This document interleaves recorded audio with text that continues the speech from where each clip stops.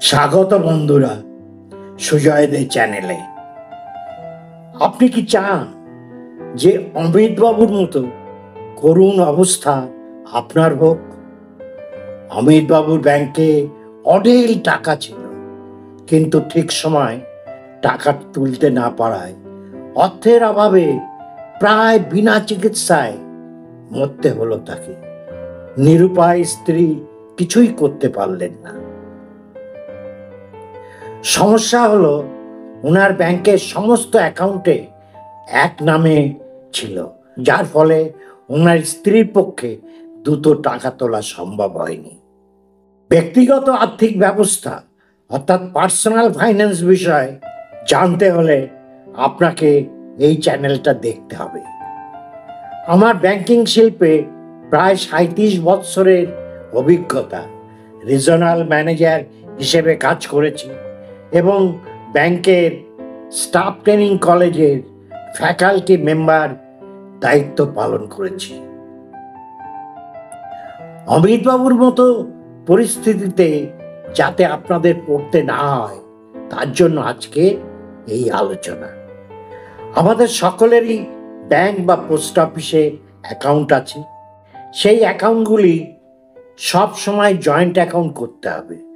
Joint অ্যাকাউন্টে এমনভাবে instruction দিতে হবে যে 2 বা তার বেশি হোল্ডার থাকলে তাদের ভিতর যে কেউ একজন টাকা তুলতে পারবে, অর্থাৎ আইদার ও সারেভাইভার ম্যান্ডেট দিতে হবে অ্যাকাউন্ট খোলার সময় বা পরবর্তীকালে।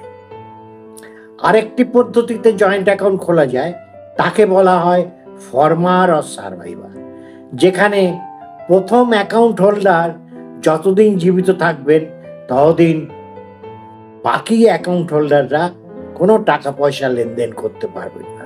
তিনি যদি অসুস্থ হন প্রথম অ্যাকাউন্ট হোল্ডার, তাহলেও দ্বিতীয় বা তৃতীয় যে অ্যাকাউন্ট হোল্ডাররা আছেন তারা কিন্তু টাকা তুলতে পারবেন না। খুব অসুবিধে। আমাদের সমস্যা হয়, প্রথম চাকরি পেলে বা অর্থ উপার্জন শুরু করলে আমরা ঝপাঝপ একটা ব্যাংক অ্যাকাউন্ট খুলে ফেলি। তখন হয়তো বিবাহিত নই, তাই কাউকে জয়েন্ট হোল্ডার করা হলো না। তারপরে ভুলে যাই ওই অ্যাকাউন্টে সেকেন্ড হোল্ডারের নাম ইনক্লুড করতে হবে। তারপর দিন গড়িয়ে যায়, সময় চলে যায়, কাজের চাপে সব ভুলে যাই। একদিন অমিত বাবুর মতো কঠিন সমস্যার মুখোমুখি হতে হয়।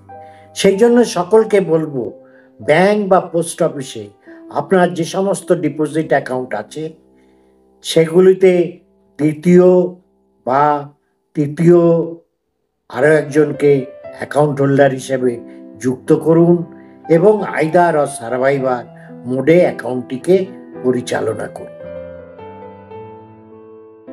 দ্বিতীয়ত আমি যে বিষয়টা বলবো সেটা হচ্ছে আপনার ব্যাংক নির্বাচন। এটা খুব গুরুত্বপূর্ণ। এমন একটি ব্যাংকে আপনার টাকা পয়সা রাখুন যেটা আপনার বাড়ি থেকে সহজে যোগাযোগ করতে পারেন। আপনি অবসরকালীন জীবনে কলকাতায় চাকরি করতেন, কলকাতায় ব্যাংক অ্যাকাউন্ট রয়েছে, সেটা কি যাওয়া সম্ভব নিয়মিত? চেষ্টা করবেন সরকারি বড় ব্যাংকে বা বেসরকারি নামজাদা ব্যাংকে আপনার অ্যাকাউন্ট খুলুন। চেষ্টা করবেন সমবায় ব্যাংক এবং অন্য ব্যাংকে অ্যাভয়েড করতে। তৃতীয়ত, ব্যাংকের এটিএম কার্ড ব্যবহার করা শিখুন এবং মোবাইল ব্যাংকিং পদ্ধতি শিখে নিন। ব্যাংকে গিয়ে পাসবই আপডেট করার দরকার আর নেই। মোবাইল ব্যাংকিং বা ইন্টারনেট ব্যাংকিং এর মাধ্যমে পাসবুক দেখতে পারবেন। এখন ভার্চুয়াল ব্যাংকিং এর যুগ। নগদ টাকার লেনদেন এড়িয়ে চলুন, ইনকাম ট্যাক্সের ঝামেলাও এড়াতে পারবেন। কিউআর কোডের মাধ্যমে পেমেন্ট করতে শিখুন। সঙ্গে সঙ্গে ডিজিটাল প্রতারণা থেকে সাবধান ও সজাগ থাকুন। এর ফলে আপনার মূল্যবান সময় বাঁচবে। রোদে জলে ইলেকট্রিক অফিস বা নানা অফিসে যে পেমেন্ট দেওয়া থেকে আপনি মুক্ত হতে পারবেন। সমস্ত কাজ ঘরে বসে আপনি আরামে করতে পারবেন। এতে আপনার সময় বাঁচবে এবং জীবনটা আরো সুখের, আনন্দের এবং সহজ হয়ে উঠবে।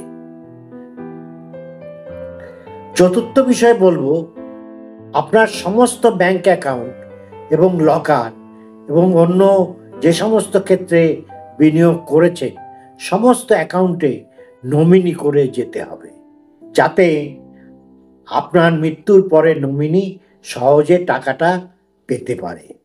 নতুবা মৃত্যুর পরে আপনার প্রিয়জনদের আপনার গচ্ছিত টাকা পেতে হয়রানি পোহাতে হবে, কোর্ট আদালতে দৌড়াদৌড়ি করতে হবে এবং অবশেষে মৃত্যুর পরে আপনাকে গালাগালি শুনতে হবে। এই কাজটা এখনই সম্পূর্ণ করুন। যাদের এখনো নমিনি করা হয়নি বা জয়েন্ট অ্যাকাউন্ট করা হয়নি তারা এখনই এই কাজটা করে ফেলুন।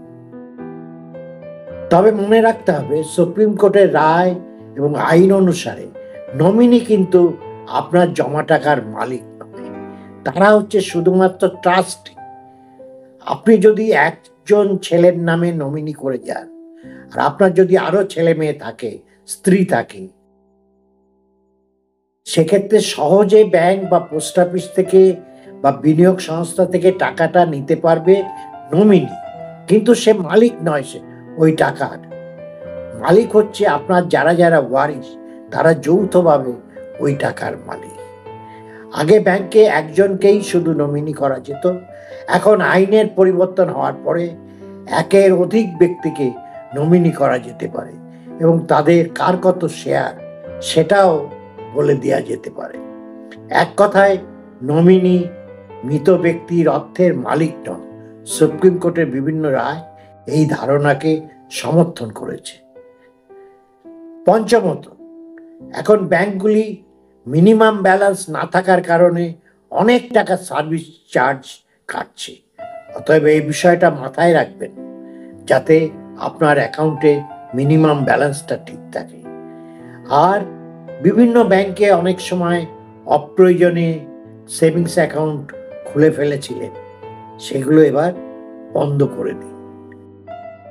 আর কেওয়াইসি বা কেওয়াইসি কমপ্লায়েন্সটা করতে ভুলবেন না। সবশেষে বলি, ভিডিওটা ভালো লাগলে লাইক দিন, একটা বন্ধুদের শেয়ার করুন।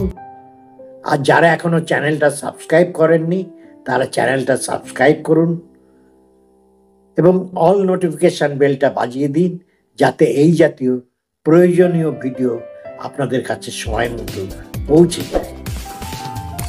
আবার আসবো নতুন একটা ভিডিও নিয়ে। ততদিন আপনারা সকলে সুস্থ থাকুন, ভালো থাকুন, আনন্দে থাকুন। আনন্দই হচ্ছে ঈশ্বর, আনন্দই হচ্ছে আল্লাহ।